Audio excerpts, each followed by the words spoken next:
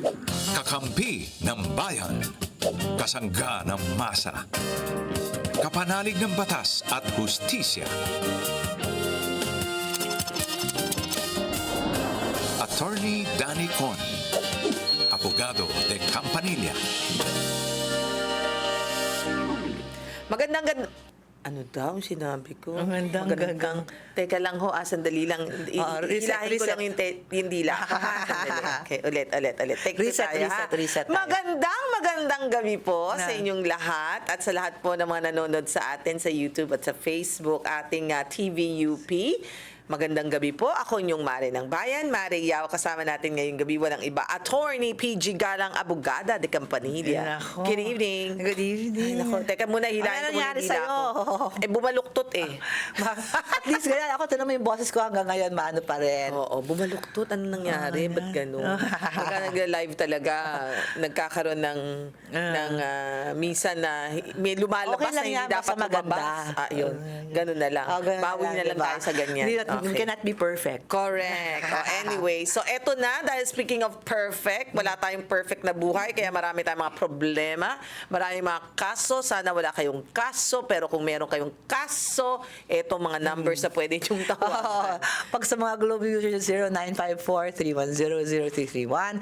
And if it's for Smart, it's 0961-770-8807. Or you can also contact us sa Facebook Messenger. So mag-PM lang kayo dyan kung may mga gusto kayong itanong. Mababasa na naman namin yan. Yes. At syempre, yan ang gusto natin dito, magbigay tayo ng public service sa inyong lahat. At ang dami talagang tumatawag, ang dami talagang humihingi ng tulong, ang dami kasing hindi kontento, marami kasing mga problema na kayo rin ang gumagawa. Ay, okay. Tama ba ako doon? Oo naman. Totoo yan. Diba? Minsan, kakaunti lang eh. Minsan, ayaw magbigay. Dapat chill. Pag chill, alam mo, pag chill ka minsan, ang lahat ng mga ibang problema mo, wala naman talaga. Oo nga, totoo yan. Bakit nga ba may mga tao na hindi maka-chill? Direct. Ay, hindi, si Direct chill yan. Chill Tita yan. G. Tita G. Ba't maraming taong hindi chill? Oo nga. Mas chill si Direct G. Ayan. Oo nga. Ikaw ba, chill ka ba? Ay, ngayon lang ako naging chill. Parang hindi. Dati hindi. Dati mas malala. Oo. Di ba parang dati kasagsagan mo, mali yan. Ay. Ako tingin ng mga tao parang lagi akong galit. Pero hindi man ako galit. Oh, chill ka talaga. Ikaw ang Oo. chill. Hindi man ako galit. Tono ko lang yun eh. Pero hindi ako nagagalit. Oo nga. Pero alam mo ba, meron ako nakita sa post, sabi niya, bakit akala ng tao hindi ako chill? Kasi, Ganon, di ba? Minsan kasi, porke malakas lang ang boses mo, galit agad. Oo, Hindi yun naman na nga. pwede bang malakas lang talaga boses, nakalunok lang na megaphone? Oo. Di ba pwedeng ganun lang? Oy, yun nga ang asset mo eh. Yung nakalunok ng megaphone. Oo. Oo. Mga tatlong kapitbahay na mula doon sa kabilang Ang village bulong, nakarinig. ganito ang bulong mo. Laki sa lakas. Bumubulong ako. Ganyan. Sige, Bulong at mo, lakas, dahil ha? dyan, ito na, hindi ito bulong dahil teksto, ha? Si Ayla, siya ay 30 years old ng Taguig City. Nascam po ako ng halos 180,000 arayan sakit. Oo nga. Matapos mag-rent ng condo unit dahil nagbabayad pala ako sa taong hindi totoong may-ari. Paano nangyari yun? Nakakuha siyang susi at nakapasok siya doon. Kaya nga, aminado ang condo admin na may lapses sila sa pag-check ng documents. Lalo na't may note pa sa kontrata na kailangang i-verify ang magkaibang pirma. Pero hindi nila ito inaksyonan sa loob ng 2 buwan. Ngayon, pinapaalis na po ako ng totoong owner at wala akong malipatan. May maari po ba akong ilaban kaso sa condo management dahil sa kanilang kapabayaan? Okay, Oo naman. ang tanong ko, sino kaya yung nanloko sa kanya? Bakit may susi? Baka Ano nga? agent yan. Natakaran ako eh. Parang ano nangyari. Baka agent Hindi. yan. Okay. Feeling ko, pinagkatiwalaan noong condo owner talaga yung taong kausap niya. Kasi usually baka hindi talaga siya nakatira doon, hindi niya alam. Or nasa ibang bansa. Nasa ibang bansa, tapos so na ako kayo gumagawa ng kwento. Kasi hindi ko maintindihan kung paano makakapag-rent ng condo na hindi Correct. may-ari. At saka paano ka So, nakatira sa loob? parang, siguro, pero the thing is, yung condo, kasi sa condominium sa mga buildings, bago ka baka move in, sine-check ng condo Kaya nga. administration yan kung sino talaga Ayan. Hindi ka basta-basta nakakapasok kasi they have to verify kung sino yung mga residente nila. And they know who are the owners are of their condos. So, sa nangyaring ito, sa tanong niya, oo naman, I feeling ko may liability yung condo administration. Na may dahil- lapses sila. Na may lapses sila. Dahil why would they allow it? When it's standard, na ang mangyayari dyan is that they cannot allow, kasi check talaga yan di ba? Dahil, kumbaga, they are the gatekeepers of kung sino man yung magiging resident doon. Ang feeling ko ang nangyari dito is yung ahente ng totoong may-ari pretended to be the kaya siguro nagkatiwala rin yung condo administrator dyan dahil kilala yung nagpasok Tao. sa kanya. Pero nangongolekta pero hindi nire-remit sa May-ari. May-ari. Tanong, ano daw ang pwede niyang ikaso doon sa condo na Well, damages lang naman yan, di ba? Kunyari, management? oo, kasi yung 180,000 hindi na mababa. Kung if they did their jobs and actually inform, kasi syempre kung siya, he will rely na, okay pala sa condo administrator yan, sila talaga yung may-ari. 180,000, ang laki Totoo. So, damages, ang pwede niyang Yeah, oo. Pwede rin naman, sa kanila, kasi hindi ko alam kung pwedeng, yung sa isang tao, estafa. Oo, estafa doon sa nanloko sa kanya. Ang tanong ko, may habol Baka ba siya? pwede pa nga siyang accomplice Hindi, ang tanong Tatanungin ko, mo kung baka yung condo at isang Yeah, baka tauhan sa condo meron, at oo, totoo. yung nagpalusot niyan sa empleyado dyan alam na hindi at hati sila yan. So may accomplice pa siya sa estafa niya yan. yan. Ay, criminal case yun. O, di kasi diba, how can that happen? Yes. It is possible that it is estafa. Now, ang Kasi tanong ko- pretending to own something you do not own Yes. Ang tanong ko, yung may-ari ng condo, pwede rin mag-file ng kaso. Pwede rin. On the same person. On the same person, yes. It's estafa. Kung mahanap mo yon, pwedeng para mababawi mo agad yan. Mabilis pa sa alas 4, ang sabi nga nila, matatakot yung condo, magbabayad yung mga yan. Kung Tanong estafa. lang. I have a feeling estafa. Okay. Ang tanong dito is, pwede ba siyang magstay doon sa condo hanggang sa kontrata nila? Or pag pinaalis na siya ng may-ari, wala na, alis ka na talaga. Hindi na pwede yan. Kasi So, alis na siya talaga. alis na talaga siya. Pag-file na lang siya ng case. Okay. Sige. Ito naman si Lisa. Siya ay 41 years old ng Pampanga. Isa po akong public school teacher at ang co-teacher ko ay minura, dinuro at sinigawan ng isang magulang sa loob mismo ng paaralan dahil sa mababang grades ng anak Nakaw? nito. Bakit naman, te? Madaming ganyang magulang. Sabi nga natin, chill. Oo nga. Nangyari ito sa harap ng principal at maraming guro ang nakasaksi at nakapag-blatter na rin siya sa barangay. Ay, naman pala. Nais naming malaman kung ano po ang maari naming legal na hakbang at kung may pananagutan ba ang magulang sa ginawa nito at pwede ba siyang, anong pwedeng isampa at gawin sa sitwasyong ganito? Unang-una, syempre meron yan, di ba? Either slander, kung ano yung, or grave threats. Tinuro-duro siya. Actually, sa Magna Carta, merong for the Magna Carta for public teachers. Okay. Bawal yan So, ireklamo na yan rin sa, baka pwede pang mailipat yung batang yan kung talagang nag-haras yung mga magulang sa kanya Diba? Pero dama yung bata, kawawa naman. Kawawa naman, kaya, kasi naisip ko kawawa yung bata. Baka Yung bata, baka mamaya hindi makapag-aral Ang pressure. Tayo naman mga magulang, di ba? Yung magulang na lang ang parusahan. Kasuhan mo Diba? na yan. Kasi, Kasuhan na lang yung magulang. pero kawawa rin yung bata, di ba? Teacher niya, kakasuhan yung parents niya. Basta siya, makapag-aral siya. Kasi pagka, kunwari, pinaalam sa mga iba't ibang eskwelahan, baka wala na nga tumanggap dyan sa bata. Kawawa naman, di makapag-aral. Pero yung magulang, pwede may demanda. Oo naman. Parang, sayang sa mga parents naman, wag naman kayong ganyan. Di ba? Mababa lang ang kung grades. mababa ang grades, Diba? mababa ang grades. Di naman, not end all be all naman ng buhay ng tao sa totoo. grades, di ba? Pero madami ako kaya lang ganyan, yung sobrang Talaga, tutok sa mga bata na kailangan, naawa ako hindi sa ba mga sila ang tinatawag natin kaninang chill? Hindi ako. Hello? Kasi ako Chill. nung bata ako, hindi ako, basta pumapasa ako at mukha naman ako masaya, okay naman yung mga magulang. Okay naman, di ba? Oo. Ay, sa akin, yung nanay ko, ako, palakol lang. Sabi niya, ba naman itong grado nito? Puro palakol na ito. Lako, nakikita ko na yung pabalo. Naku, good luck naman talaga sa akin. Ako nga, hindi nila alam nung gumraduate ako nung sa high school ko. Hanggang high school ko, palakol ako eh. Ako hindi, nung gumraduate ako ng high school ko, hindi nila alam, nagulat na lang sila ng graduation with honors pala ako. Ayan, ang galing mo. Tapos Di parang ikaw na. kasi wala naman sila pakialam sa Okay, grades ko okay. eh. So that's how they are. Parang they don't Sige. really mind. So Really? when I was called for honors, ha? Honors ka? Ay ko, oo!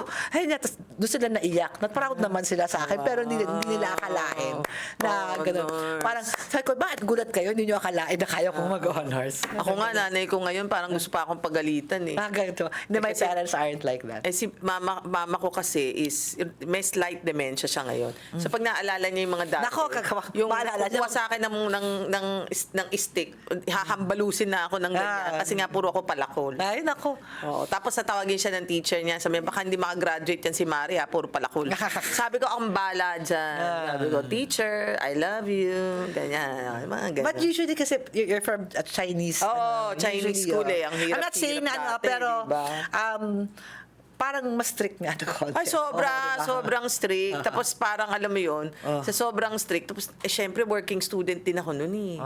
Di syempre, bago ako mag-aral, natutulog na lang ako. Ano ba? Itutulog ko na lang yan. Kaya puro pala ko. Kaya, Na-imagine ko. Alam mo, huwag kayong Na-imagine ko pasaway na judgmental pasaway sa ka, akin. diba? Oo. Na-imagine ko. hindi ako nagbubulakbol. Ako'y working student. May lusot ako. Di ba? yun, Di ba? Okay, eto na si Gab ng Rizal. Ang tanong ni Gab ay tungkol sa Gab. Hello po, good afternoon po, Mare. Good afternoon. Yes, Gab. Ano ang tanong mo sa amin? Ayun, meron lang po akong concern regarding dito sa village namin. Sa village Uy, nila. Okay. baka kaya mo sagutin yan, Mari. Naku, naiiris ako sa mga village. Ha? Alam na yan. Sige, go! Anong tungkol sa village mo, Gab? So apparently po, yung kalsada po kasi dito sa village namin is maliit lang. Kumaga, pag sasalubong yung dalawang sasakyan, hindi po sila Kakasya. magkakasya. Okay. Opo. So, Parang na-approve magkakasya yan. naman po, pero pag mga nakapark, may mga naglalakad sa gilid, kailangan po talaga umiwas. Ngayon, ang ginawa pong solusyon ng barangay, aside po sa maraming nakapark, is gawing one way. Ayun. Correct, tama. Opo. Pero po, aside sa one way po, itong side po ng bahay namin, yung pinayagan nilang gawin parking. Parang hindi... Nakakita ako ng somehow, ganyan. Opo. Pumapayag po sila na gawing parking yung tapat nung side ng bahay namin. Which is, sa amin naman po, unfair naman po sa aming mga yung sasakyan is nasa loob. And meron pong mga nakapark na hindi namin sasakyan sa tapat. And prone po sa damage. And pagka may emergency po sa amin, paano po namin yung gagawin? And gusto Nakaharang sa garahe nyo? Nakaharang sa garahe nyo? sa labasan po ng... Technically po kasi tabing kalsada po kami. Hindi nga. So, nakapasok yung sasakyan ninyo, may nakaharang doon sa driveway nyo. Hindi tabing kalsada yung pintuan nyo, parang nakaharang siya sa paglabas nyo. Pati po ng garahe namin. Kasi po in most cases, may mga motor po. Karamihan po kasi mga motor na single. Ganun yung mga nagpa-park. Hindi ko naintindihan. Sorry, Gab. Ibig bang sabihin, pagka gusto mong lumabas ka agad, magtatawag ka ng coaching na sa harapan ninyo o nakakalabas naman kayo?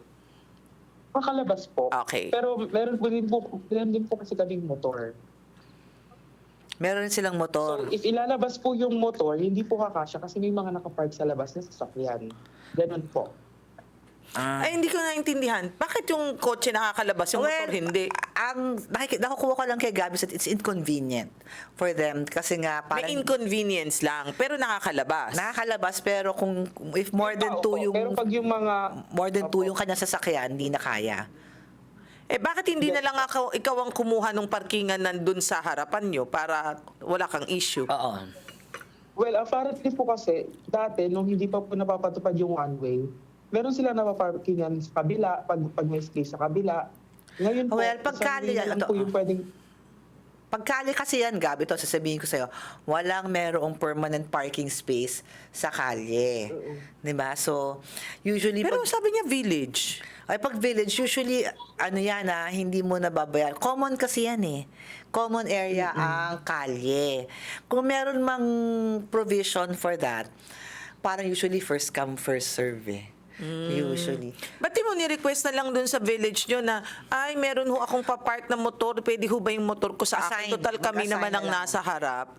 Hindi ka nag-request? Well, nagsabi naman na po kami before sa HOA, pero po kasi, pagka may huli, sumusunod sila na, pero pag wala, katulad pag mga madaling araw na or gabi, wala po kaming magawa, kundi antayin kung sino man pong may-ari nung nagpark na tricycle, motor, or minsan sedan po sa harap Hindi mo lagyan ng Ilalabas harang. po yung O, hindi ba pwedeng lagyan mo ng harang na sabihin mo, ay, sa tapat ko po ito, akin po itong may sasakyan pong magpapark. Hindi pwedeng ganon.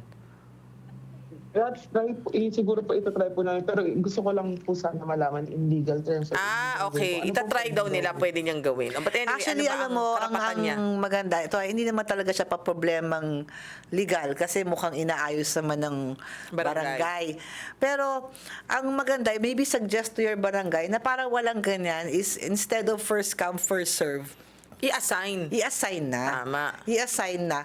Tapos, pwede yung mga gusto magpa-assign, magbabayad dun sa HOA. Oo. 'Di ba? Kasi kung private road naman ako, inside the village So it's a private road.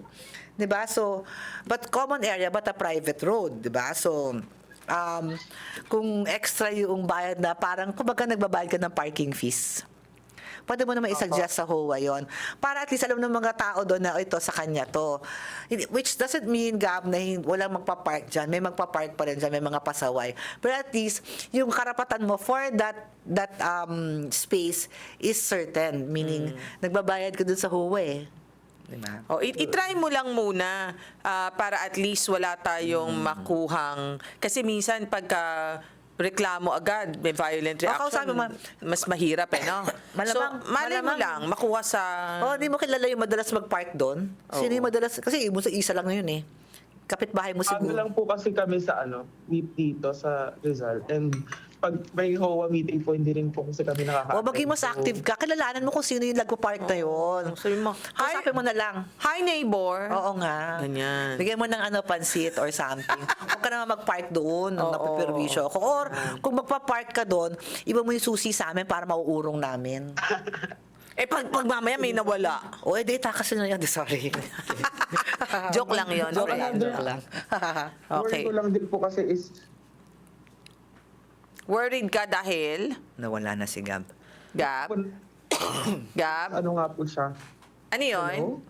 Worried yung- ka? Tricycle raw Narinig ko kanina, tricycle raw yung umakyat. Worried ka kasi... Hindi, ayun nga po kasi may mga Ano daw? May mga... minsan po may mga bata na naglalaro sa May may mga bata. Oo, sasakyan yung nakapark, nagbatuhan yung mga bata, nabasag, ganun. So, ayaw niya na mag-park Wala sa lang po, labas. Sige. Sige. Anyway, try mo lang. Sabihin mo, ay, may motor ho pala ako. Dito ko na lang ipapark sa harapan namin. Ganon. Unahan na lang kayo. Unahan kayo o kaya lagyan mo ng signage. Pwede ho bang lagyan ko ng signage yung tapat namin? Kasi ganito sabihin mo. Kasi meron kong wheelchair. Huwag harangin. Huwag niyong harangan kasi may wheelchair, hindi makalabas. Actually, bawal naman talagang harangin ng driveway. Totoo yan. Bawal naman talaga. Okay, good luck ha, Gab. Thank you po. Okay. Okay, ito naman, si Paolo, siya ay 34 years old ng Cavite. May tenant kami na 4 na buwan nang hindi nagbabayad at umalis na raw dapat noong Enero 1. Umalis na raw. Pero At umalis na raw na dapat noong Enero 1. Pero iniwan nilang aso at mga gamit sa unit. iniwan ng aso. Sino to? Oo nga. Sabi ko na. Awayin Galit ko na to. to. Kaya sabi Ilang araw nang walang maayos na pagkain at tubig. Uy, tawagan nyo nga ito. ang aso, at nakita ko ang maruming kondisyon ng loob ng binuksan na niya. Kaya na-report ko na sa barangay at animal control. Okay. Natatakot lang ako. Ako na nagbasa no? Oo nga. Kasi natatakot lang, naiinis na ako eh. Natatakot lang ako na baka naman ang mabalikan kung buksan ng unit o galawin ng gamit kahit malinaw na may neglect. Ano po bang tamang legal? Tawagin mo barangay para makatulong. Tama naman tinawag niya, di ba? Tinawag naman niya. Oh, that is the right way to do, right? Yeah, that's correct. Actually, okay, I'll explain. Pag ikaw ay umuupa, lessor-lessee situation, diba? Ikaw ang nangungupahan, bawal ang lessor to enter the premise Oo. without notice and without your consent. Kasi the moment na ikaw ay lessee, meaning nangungupahan, may right to privacy ka naman. There are exceptions. And one of them is this one, abandonment. Tsaka ito may animal rights tayo Oo. At saka buhay itong nandoon sa Or loob eh. usually But you emergency. are- yes. Kaya emergency and abandonment. And this is one of emergency. So, tama yung ginawa niya. Nakita niya, wala yung mga tenant niya, pero nakita niya, susunog na. Of course, they can come in Yes. or if there is some meron nangyayari sa loob, nagsisigawan sa loob, di ba, na parang mukhang may masaktan. That's an emergency. You can enter. Also, abandonment in this case, which is left the premises for a period of time na you can consider as abandoned at mukhang abandoned nga. Okay, Dahil taga nag-iwan na saan aso. to, please? Can I see that, please? Sige. Hindi. Taga saan? Baba mo. Yan. Cavite. Tang Cavite. Uy, thank you so much, Paulo, ha? I really appreciate that. Because, honestly, I have so much love for animals. And that, thank you for giving that concern to that animal and na-rescue siya, no? Kasi, kung kaya mong i-testify, babalikan ko talaga ito eh. Bibigay ko Attorney Ana Cabrera to eh. Oo nga. Kasi iniwanan niya. Don't you know in the States? Oh, sa bawal yan, US, makakukulong ka no, dyan. actually, may eksaktong nangyari ha. Sa Amerika, merong isang napaka-cute No. na aso na dahil hindi nakasakay ng eroplano, iniwanan niya sa airport. Ganon, kawawa na. Tinali lang niya somewhere out there. Oh. Nakita niyo yun? Tinali lang niya, iniwanan niya totally. Service dog. Iniwanan Kawawa lang niya. naman. Tapos, nakita, bakit iniwanan? Nakasuhan yung tao. Oo. Tapos, may nag-ampon sa... May kumuha. May kumuha. At ang daming all over the world. May nagsabi na, I would like to get this dog. Mas marami pa gusto mag-adapt sa kanya. Ang daming adoptions. And so, alam mo, the love for animals, hindi lang... Kaya nga sinasabi ko, mas masahol pa talaga ang tao sa animal. Kayo ang animal. Mukhang naiiyak pa ikaw. Naiinis na ako talaga. Mainis. Eto ha, naalala mo si naalala mo yung unggoy chill, sa... Chill lang, chill. Sa saan yun? Sa Japan, di ba? O sa Japan. Tapos, yung merong stuffed toy. may stuffed toy. Oo, Alam mo, ang daming donation doon. Oo nga, parang And you see- inaak na yung stuffed toy Right. kasi iniwan siya ng nanay niya. Actually, inabandon siya Ng ng nanay nanay niya. niya. Oo nga. Tinutulak siya, tapos lahat ng clan doon, talagang, tapos binubuli siya na wala siyang at 6 months old. Pero may happy 6 ending yan. Meron na kumuha sa nakita, kanya. oo. Meron na- Hindi kumuha. Meron na parang nag-adapt sana Nag-adapt na unggoy din. Siyempre naman unggoy din. Oh. And then, pero ako kukunin ko yun. Pag binigay niya sa akin, kukunin ko yun. Diba? So, in short, even animals need love. Of course. Ang So, cute pa naman ng unggoy na yun. Ang cute na talaga. Sige, Grabe. closing na raw tayo. Nagagalit na sila. Dahil sasabihin na talaga ni Direk, kayong dalawang unggoy kayo. Oo nga, yung mga unggoy kayo. Peace. Okay. Iiyak pa tayo sa mga Hindi, pero kaubusan, honestly, thank you so much, Paolo. Let's Oo nga, give sige. love for Tama all yung our ginawa mo, animals. Paolo. Kung we commend Very you. good. You did the right Okay. thing. Bumunta kang barangay. Yes. Diba? Walang kaso yan. Dahil kung dapat may kasuhan Abandon yung din. tao. Saka 4 months. Wala Yes. na yan. Kung gusto mo nga, kasuhan natin yung nag-iwan dyan. sige. Okay, sige. Maraming salamat pong muli sa inyong pagsama sa amin. Na-stress ako doon. Oo nga, stress ka. Okay, na-stress ako doon. At hanggang sa muli po ako yung Mare ng Bayan, Mare Yao. At ako ang abogada de Campanilla, Attorney PG. Hello, Papa Jimmy, Mama Ay, Trining, and naihapon. Dave Marshall Castro. Hello. Hanggang sa Hello. muli po. Bye, everyone. Bye. Nung nakita ko may